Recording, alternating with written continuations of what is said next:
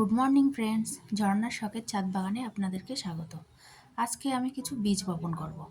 দেখুন, প্রথমেই নিয়ে এসেছি লাউয়ের দানা। দুটো লাউয়ের দানা আমি এখানে বসিয়ে দিচ্ছি। গাছটা বড় হলে তারপরে আমি অন্য বেডে আবার বসিয়ে দেব।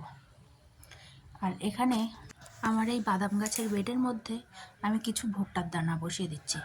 এই বাদাম গাছের বেডে কিছু কিছু বাদাম গাছ মারা গেছে, জায়গাগুলো ফাঁকাই আছে, তাই ভাবলাম কিছু দানা বসিয়ে চারা তৈরি করে নিয়ে আমি অন্য কোনো বেডে বসিয়ে দেবো। ভালো যায় বেড তৈরি করে আমি বসিয়ে দেবো পরে। আগে চারাগুলো তৈরি হোক এখানে।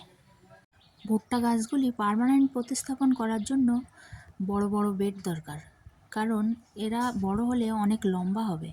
আর সামনে তো ঝড়ের সময়, ওই জন্য এদেরকে আবার লাঠি দিয়ে দিয়ে বেঁধে দিতে হবে। আর এদিকে দেখুন, আর একটা ছোট্ট বেড।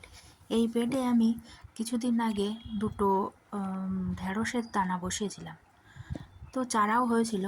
সে চারা আস্তে বেশি জল দেওয়ার কারণে মারা গেছে। তাই ভাবলাম এই বেডটা তো খালিই আছে, এতেই আমি কিছু ভুট্টার দানা ছড়িয়ে দিই। চারাটা বেরোক, আস্তে আস্তে বড় হোক, আর আমি ওদিকে পার্মানেন্ট বড় বেড তৈরি করে তারপরে এর থেকে চারা নিয়ে আমি ওই বেডে বসিয়ে দেব। ভুট্টার দানা বসানোর সময় কিন্তু চলে যাচ্ছে। আরও কিছুদিন আগে বসালে খুব ভালো হতো। আপনারা যদি কেউ না বসিয়ে থাকেন তাহলে এক্ষুনি দানা কিনে এনে আপনারাও বসিয়ে ফেলুন। জায়গা না থাকলে আমার মতো এরকম ছোট ছোট জায়গায় আপনারা দানা এনে বসিয়ে দিতে পারেন।